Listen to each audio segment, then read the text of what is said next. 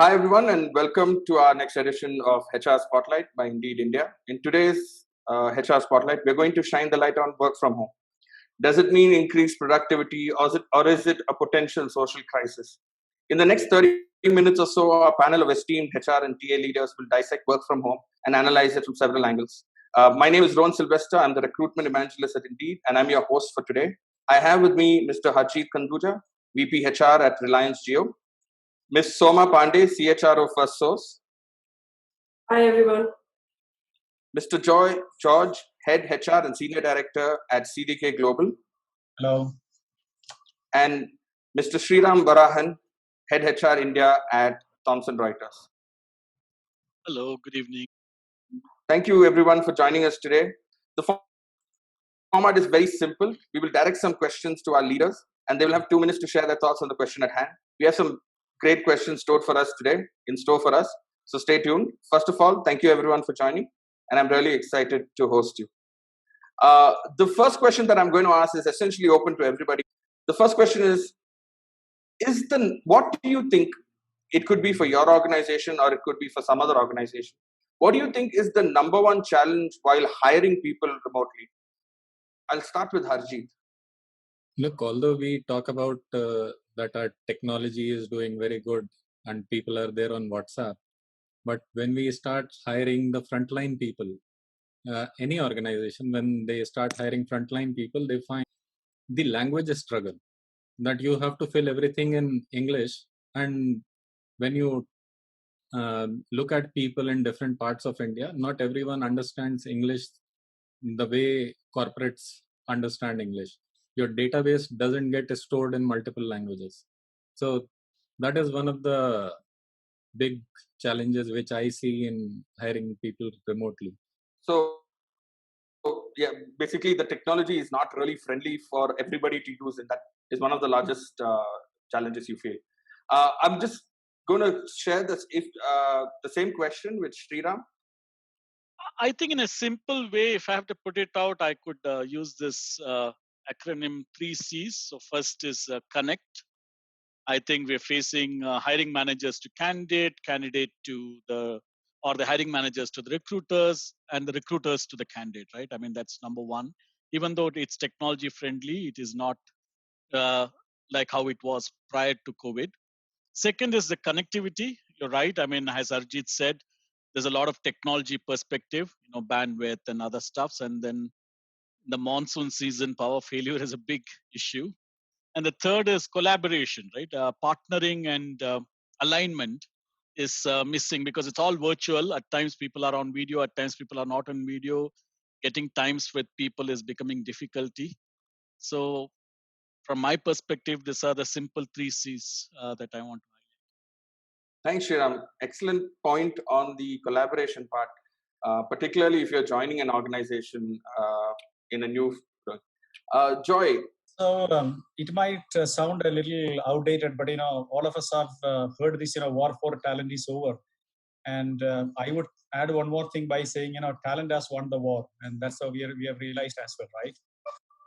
So if you look at particularly folks in HR, we have very little choice than to address any and all issues that may arise in this, normal, as people call it as, and I would like to call it as the next normal, so to say. One thing that I've realized, among several things that is already called out by my co-panelists, helping employees to get a semblance of the field, a semblance of what happens in the workplace, in the sense of, you're trying to give them an experience of, how a typical workplace would look like in terms of the energy level, the amount of engagement, the amount of buzz on the floor, and then, of course, the vibrancy, which is very important for a candidate to make up his or her mind, will be the biggest missing piece according to me. That's an excellent point, actually, because it brings back to also the fact that culture is not being passed along, even if someone new is joining, and it's potentially that new cultures will start coming up. Last but not least, Soma, do you have anything to add to the same question about?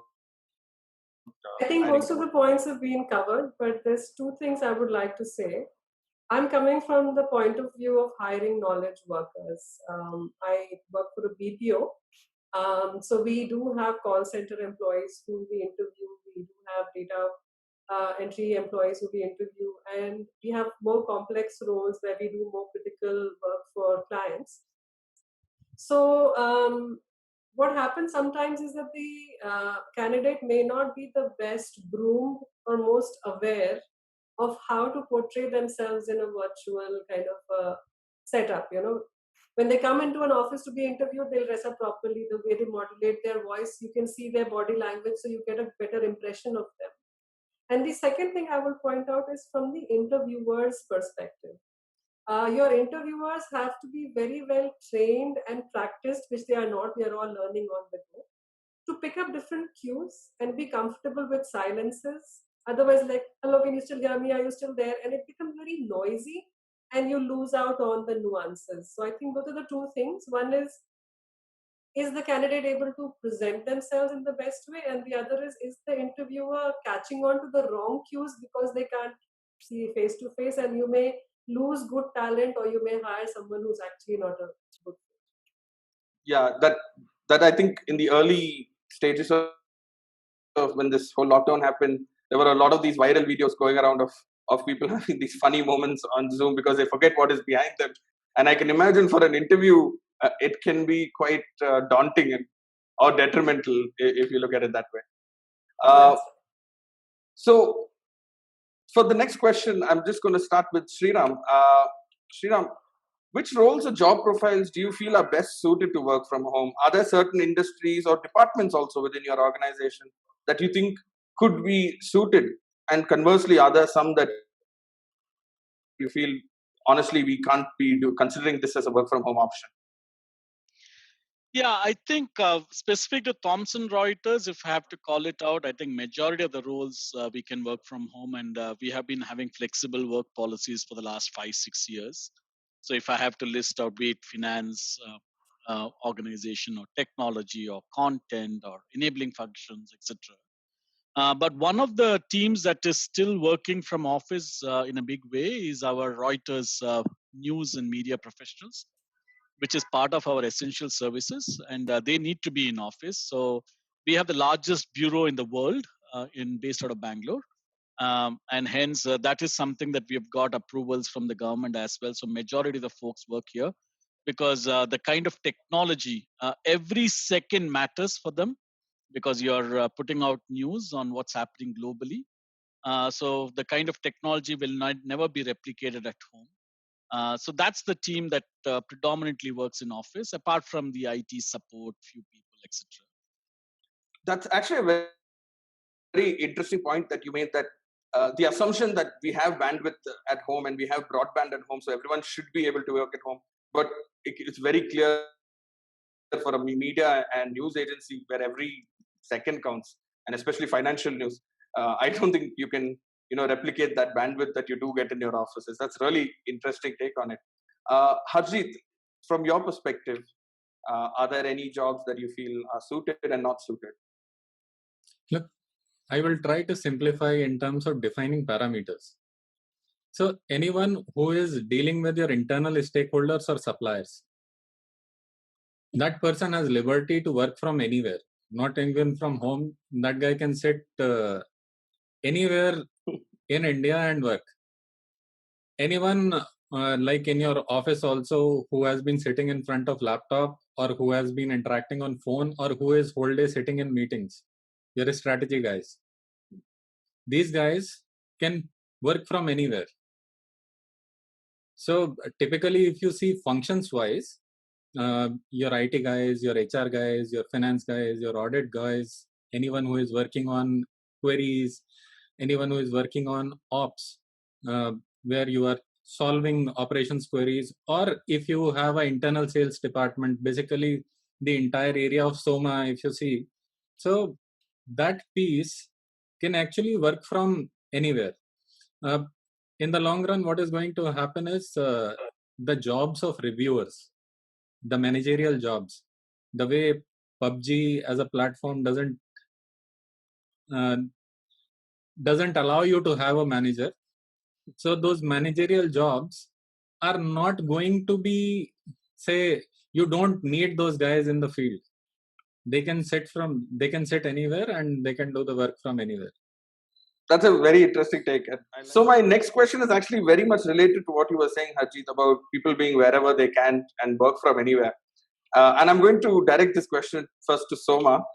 There are two very distinct schools of thought when we talk about productivity while working from home. Some people feel like they are more productive at home because there are less distractions. Some people find it very difficult to maintain productivity. So how do you think companies can manage these two different sets of people?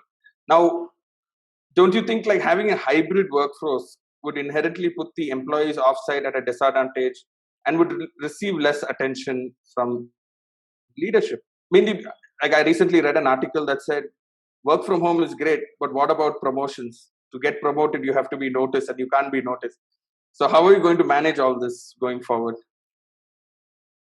It's a very, very interesting and very important actually question. So I'll just tell you that even before this crisis hit, many of us work in global teams, right? So you are used to having conferences and calls when you want to avoid the travel cost of people sitting in different places and joining in. And very early on, I realized that if one or two people are on call and everybody else is in a room, then the people on call really have a tough time to follow what's going on, because the people in the room are having a lot more conversation and the technology can either pick up the voice or the video or not, right? So very early on, I made this rule that if any one person is on call, then we all go on call.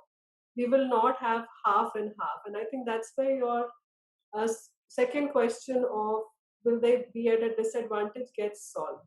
When you have very clear criteria for collaboration and very clear criteria for what you have to do and how I will measure your success, then that subjectivity goes away.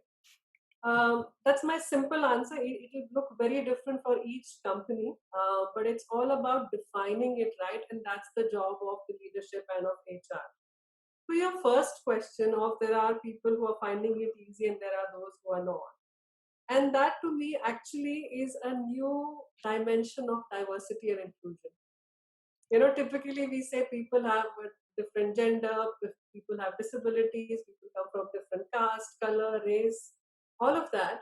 But I think this angle of different personalities and them needing different kind of manager and supervisory oversight is what will come to light now, when we have to really cater to that kind of different employee. And it would drive two things. One is what kind of a work you can give a person, and second is how you will make sure that they are most productive. This is going to be a big problem going forward. I actually foresee that there'll be a whole group of people who will be specialists in this in the future, or consultants, because of the new normal. And one very interesting thing that comes up is if we have a flexible policy and you're okay with some people, and I'm going to direct this to Joy, what the same question, do you think having a flexible policy sometimes might create a sense of unfairness in the employees, right? Like one said. Now you ask this, very pertinent question to a pure play HR guy who manages an IT product organization. We say work from home is the best thing to work for people, because product organizations, tend to make this, tall claim by saying, we would like to be at our best when we want to be. And, so some of us might start in early morning, some of us might start late in the afternoon, or some of us, would like to start late in the evening. And in a structured office environment, that probably is not conducive to us. So therefore, work from home is the best thing. And then, specifically, if I have to talk about CDK Global, our productivity, at least we claim, on behalf of the whole team, I put it out by saying we claim that our productivity has improved. So that's the big thing, and everybody seems to be liking it. But a couple of things we need to find. This is a kind of newborn euphoria at this point of time. I got all the time at hand. I can get up whenever I want, kind of stuff. But this is not going to last long. Also, today there are no distractions of any kind, so to say. And with all these restrictions around, the only and the best form of engagement for anybody today is be glued to the work, right? So therefore, the productivity is naturally good. Now, when you are split into half at home and half at office, I think that's going to be the third dimension of the epic test that I'm talking about on a leader. How do you maintain fairness? And to me, the unfairness will come not because out of sight is out of mind. The unfairness will come because those in the office will be far more equipped to do their work than those who are at home, purely because of the way let's say Indian families are set up, which is relatively large in size. And today with, education happening online as well, multiple people connecting onto on the network and trying to operate, several gadgets at the same time, people who are going to be working from home are going to be definitely seen as at a disadvantage. No, thank you. That is very interesting. I mean, you had it really broken down well before, during, and after. And I think this is a conversation I wish we could solve in the next 30 seconds, but it's going to be a problem that every HRTA leader is going to face for the next at least year. Things are going to be so different. My next question, I'm going to start with Harjeet. Do you agree with the thought that prolonged work from home can have a detrimental effects on mental health? I mean, if you feel it's true, do you think what do you think employers can do to kind of keep people not just focused but happy as well? Look, I will tell you, I used to love okra, what we call bhindi. Yes. That was my favorite. And one of my aunt came to know that this is my favorite. When I was living with her for 3 months, she cooked for lunch and dinner okra only. And after that, I hated okra. Means you put it in front of me and I say, I don't want it. Same thing has happened with work from home. Work from home was a sweet facility. I want to work from home. You have forced me into work from home where my wife has come to know this guy doesn't do anything what she thinks I was doing. So she has also started giving me work. And what has started happening is, like in any long distance relationship, what happens is there comes a trust issue. The whole problem is that trust. And because of that trust issue, employers want to give more work and employees want to do more work. And because of that, the norms which are generally healthy for working in a work week, those norms are getting breached. And since everyone is trying too hard, this entire lapse is happening of mental health. Once there are proper monitoring norms for outcomes, then things are going to fall into place. And again, people don't want to sit only at home. It is like earlier they used to put people in prison. So right now people are living in that prison for 3 months. They don't want to live in prison. Moment that prison is out, the trust issue is solved, I think things will be much better. That's a very interesting choice, the trust issue. And it is very true. There is this sense that as an employee, or if I'm working from, I have to prove more to my manager. And the manager is like, I have to make sure he's doing everything. And if there isn't that trust and there isn't constant monitoring, I think it can be. Same question to Joy. What do you think an organization can do to help their employees, keep them happy, keep them focused? Point is, Rohan, every business has to make an endeavor to make sure that we create a semblance of business as usual for people. It is easier said than done. Today, people are missing the office in every sense. That starting from coming to the office and then of course breaking for a tea, to standing and doing a small huddle, to having a small conversation, and then all of those things which were overlooked at that point of time is seen as a big missing piece for employees. So therefore, you're trying to create a semblance of business as usual, which means as a leader, you stand up and do your daily huddles. You have your team and tech meeting, whatsoever connect sessions that you do on a daily basis, weekly basis, continue to do that. The senior leaders, all hands meet or town halls and felicitation programs, etc., be done online are all very, very critical. Now, the thing that I see that will add to the mental fatigue or mental well-being of people is all of us are conditioned to do certain things on a daily basis. For us, getting back to work as normal, howsoever you say that you are normal with your work because you follow a daily routine of start at 9 o'clock and wind up at 6 o'clock, all of those things, you are not yet normal. Every day you tell yourself, hey, this is not what I am used to do. I'm missing something. Today, if you look at home, because of this work from home, the whole routine is upset in a way. Everybody is longing to get back to that routine to make life as normal. And life will become normal only when you start going back to office. For me, work from home is a makeshift arrangement. Until there is no other solution, we may have to continue with it. And the more you do, more fatigue is going to set in. And that's my understanding and take personally, as well as basis my conversation with a few of my colleagues. That's actually both your takes were fairly along the same line, and it's very interesting because there is clearly the school of thought in the media about the cost savings. If everybody's working from home, we can have smaller offices, smaller overheads, smaller utilities. But I like that everybody is not focused on that there is much. That is going to happen, whether we like it or not. That is going to happen. And thing is, if the trust comes in through monitoring and everything, I believe a new normal will set in. Thank you so much for adding that in. Shreeram, what do you think companies, there's some top 3 things a company can do to ensure that the culture of the company thrives even during this permanent work from home? See, so just before I answer that, Rohan, I think one point that I want to make for the point that was mentioned previously, and it's a very different perspective. It's quite difficult to measure productivity because sometimes we feel that if somebody is working for 12 hours a day today because there's no end time and start time, is that linked to productivity? No, it's not because somebody is inefficient. I'm not saying anybody is inefficient. Obviously, everybody is working very hard. But when you are working in office, it may probably, if you have to do certain tasks, it would take maybe 2 hours to complete it. Today, by design, when you're working from home, it may take 3 or 4 hours to complete it because you need to connect with so many people. Everyone is busy on virtual calls. Getting their time slot is an issue. And you need to be sensitive because people are working from home and there are different parameters and priorities going in. So sometimes productivity is it equivalent to number of hours, or is it the output of what the company revenue is going to be? Are we seeing revenues increasing? That's a question mark, right? It's a tough economy situation that all of us are going through. So that's my just perspective, and I just wanted to share that bit.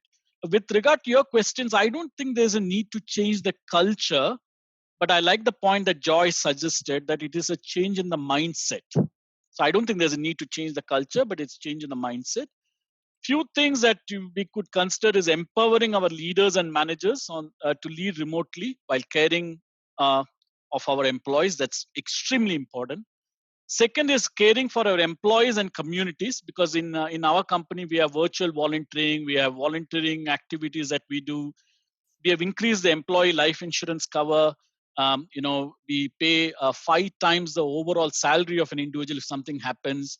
We give 28 days of leave for COVID-19 positive paid leave. We cover medical insurance up to 15 lakhs for employee and 5 dependents. So you need to be more employee centric and provide them that comfort and a situation where they can deal with all these aspects, because these are all very unique at this point of time. Employee wellness, mental well-being, doctor on call, all those stuff we are introduced. And finally, creating a space for value creation. That's important. Helping them to be innovative, process re-engineering, providing them that options to look at things in a different outlook altogether. So those are the things that I can think of at a high level. I'm just going to call out a few things you were saying, and the reason I am is because I think I completely agree with you. It's all about caring. I think it's difficult. The times are difficult. There are a lot of people out there with a lot of uncertainty. The caring and empathy really, I think, can really help us get through this. Soma, I'm going to ask the same question to you as well. What do you think a company can do to kind of maintain this culture? There are policies and there are practices, but culture is the surrounding air of all of that. And culture is built by the things which are not said sometimes, things which are done, which happen, the way we do things around here. And not having people physically together definitely is impacting our ability to make sure that everybody has the same experience of the company, which is really what our culture is. I think the foundation of that is around trust. First thing you need to tell your people is that I trust you, and that trust in a remote scenario will take some time to get built. Some of our companies in the ITES sector, we have a head start in that we have operated in a global cultural environment. So we are used to, picking up cues from what leaders say, how often they come out and talk about stuff, how much they share of what's happening with them. And, so we pick up those cues and then the culture kind of gets permeated. But still, for the very junior folks who have now started working from home, through monitoring systems, through technology or other stuff, we have to get to a place where we start thinking about trust. And the second thing that you have to communicate is agility. And I would just anchor on what Shreeram was saying, that any company which will respond with agility, you don't just ask your employee to be agile and say, come to work today and don't come to work tomorrow, go work from home and be open to, now your job has changed, now it's gone away, now I'm putting you in sabbatical, now I'm bringing you back. But also, what am I giving as an employer which garners your productivity? So our benefits are looking different, like he also said, right? So we are giving now broadband reimbursement, which was not a policy earlier for a certain level and below, right? So then when the company and the people reciprocate trust and agility, I think that's how culture gets taken care of.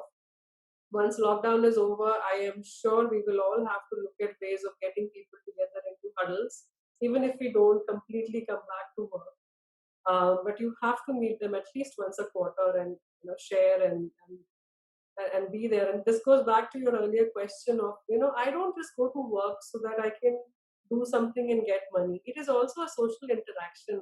Lots of my friends come from my work circle.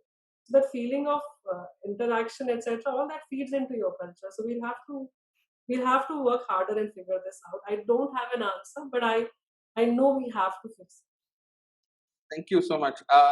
It's very interesting you said that. I think sometimes people forget that work is such a big part of our lives that we label ourselves with it.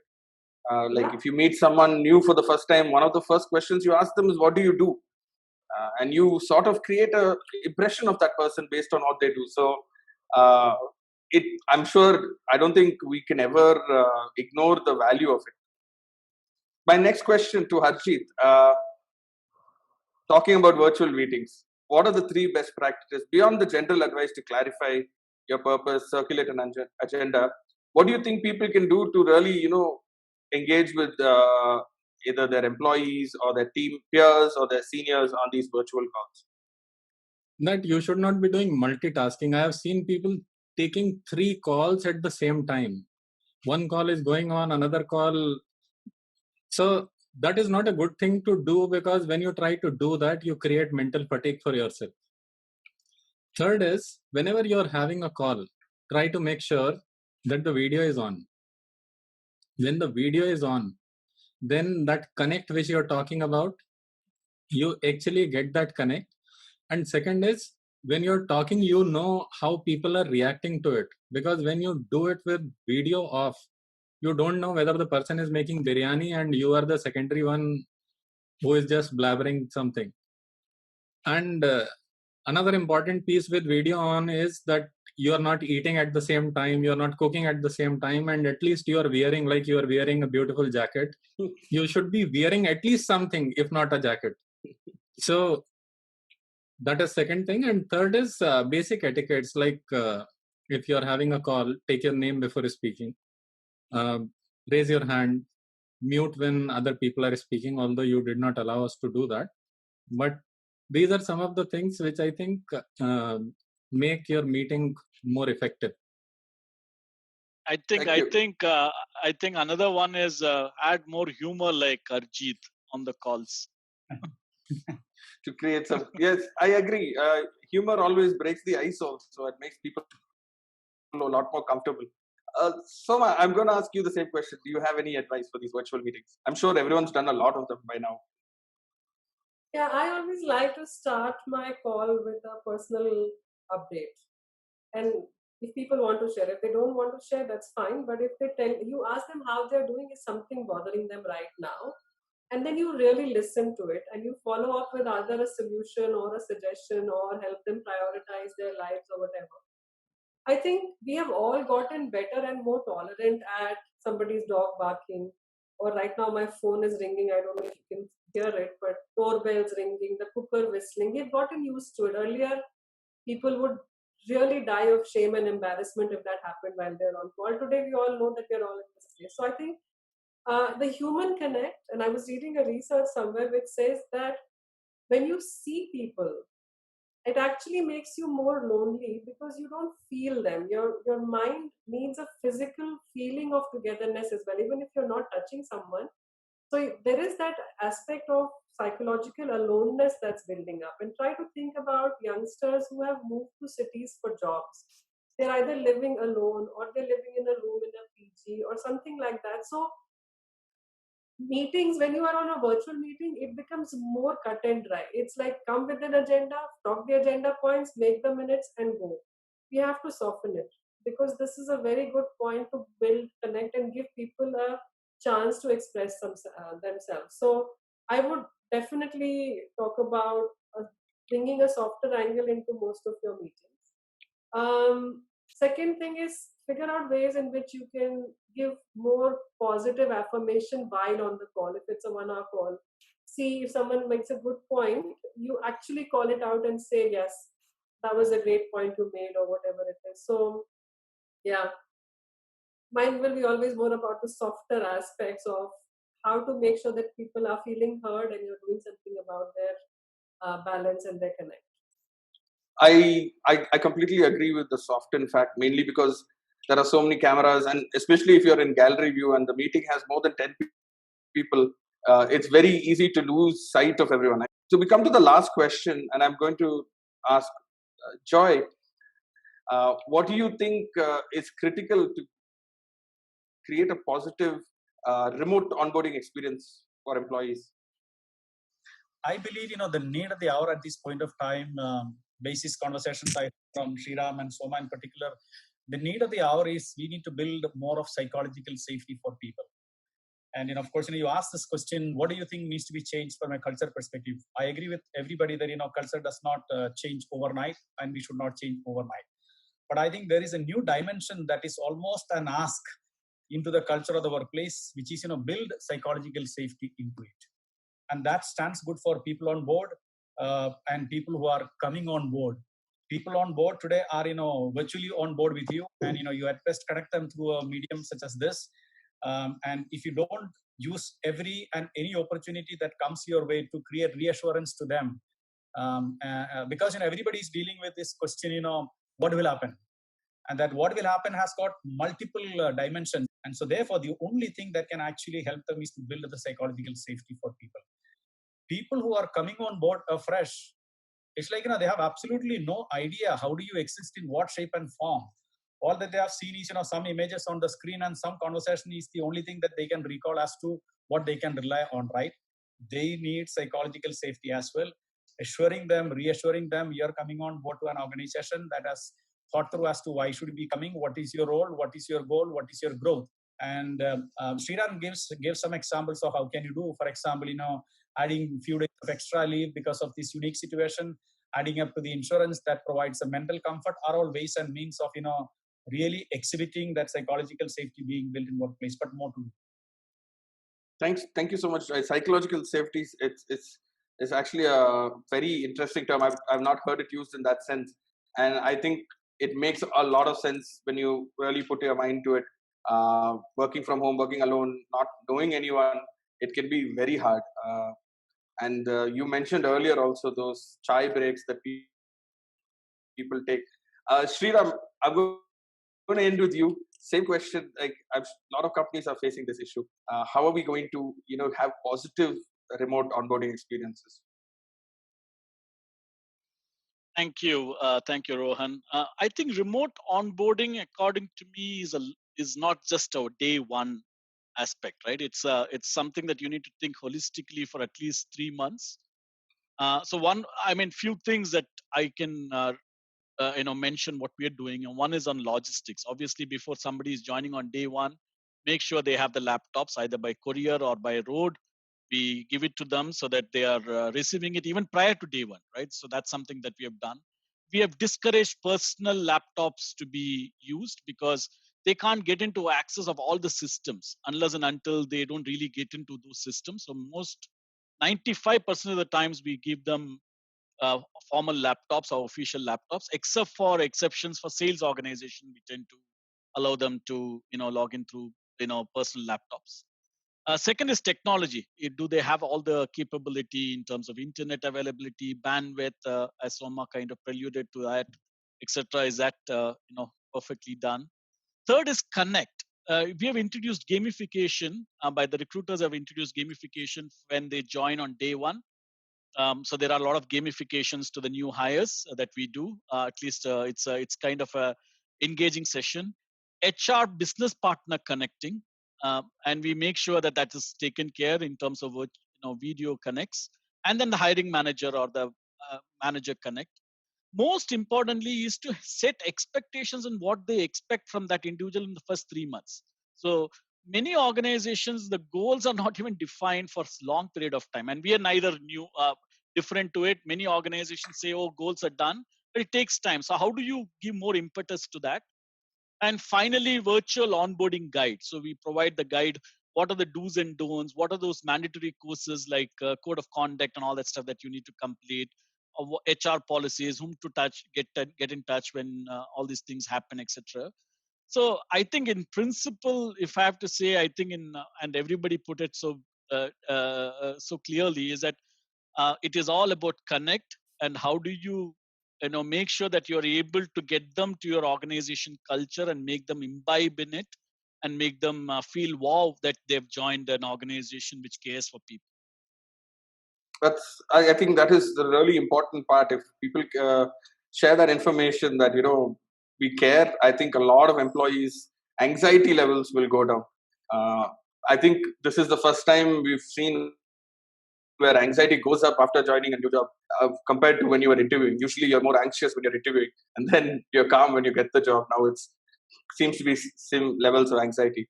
What is interesting to note, though, a lot of companies are focused on that codified knowledge, which is there in a document somewhere. There is a lot of this uncodified knowledge that like the shared cultural knowledge. It's going to be interesting to see how that spreads. But I'm going to end on this note. Thank you so much, everybody. Can I just add a parting thought? Sure. So I think we've been talking from a company HR recruitment point of view, but I want to leave a message to all listeners about where you are as an individual in all of this, right? I think you have to really be more empathetic towards others, but also towards yourself. I see myself picking up calls very late at night or working through the weekend because there's nothing else to do, you're not going out anyway. But don't let that happen. Otherwise, work has a propensity to occupy the rest of your life, and that's not going to work out in the end. So take care of yourself. Don't be afraid that if you don't do something, you will lose your job. That may or may not happen. But focus on your health, focus on your well-being, learn to draw the line, and put yourself in the shoes of the other guy as well and be more empathetic towards them. But be kind to yourself. I think that's extremely important in today's day and age. I think do that's exactly what Soma said, but don't wear someone else's shoes because you can get corona that way. I think it's a great note to end this entire session on. Be kind to everyone. Thank you so much, everybody. I really appreciate your thoughts.